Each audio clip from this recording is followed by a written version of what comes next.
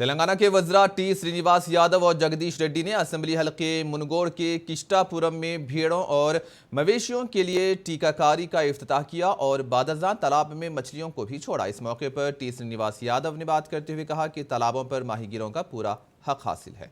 इन्होंने माहीगीरों से कहा कि वो दरमियानी अफराद को कम कीमत पर मछली फरोख्त करके नुकसान ना उठाएं। टी श्रीनिवास यादव ने कहा कि तेलंगाना चीफ मिनिस्टर KCR ने अलहदा तेलंगाना तहरीक के मौके पर तेलंगाना की तरक्की के लिए एक मंसूबे को कतियत दी थी। रियासत की ये खुशकिस्मती है कि अलहदा तेलंगाना तहरीक के कई कायद ही रियासत के चीफ मिनिस्टर हैं। गुज़िश्ता 65 साल में जो तरक्की नहीं हुई थी वो रियासत तेलंगाना के क़याम के बाद 8 साल में हुई। इन्होंने कहा कि तेलंगाना हुकूमत आवाम की फलाह व बहबूद के लिए कई एक स्कीमात को अमल में ला रही है जिसकी मिसाल मुल्क की दूसरी रियासतों में नहीं मिलती।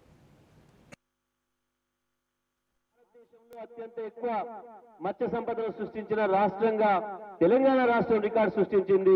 ఇవాళ భారతదేశంలో అత్యంత చేపల ఉత్పత్తి ఉన్న రాష్ట్రం తెలంగాణ రాష్ట్రం।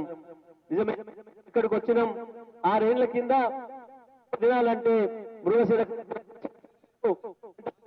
మనకు తెలుసు 30-40 సంవత్సరాలు ఎదురు చూసాం। మనకు ఇవాళ ప్రతిరోజు మృగశిర కార్తె అయింది తెలంగాణలో। ఇవాళ ప్రతిరోజు కూడా చేపలు తినని రోజు లేదు।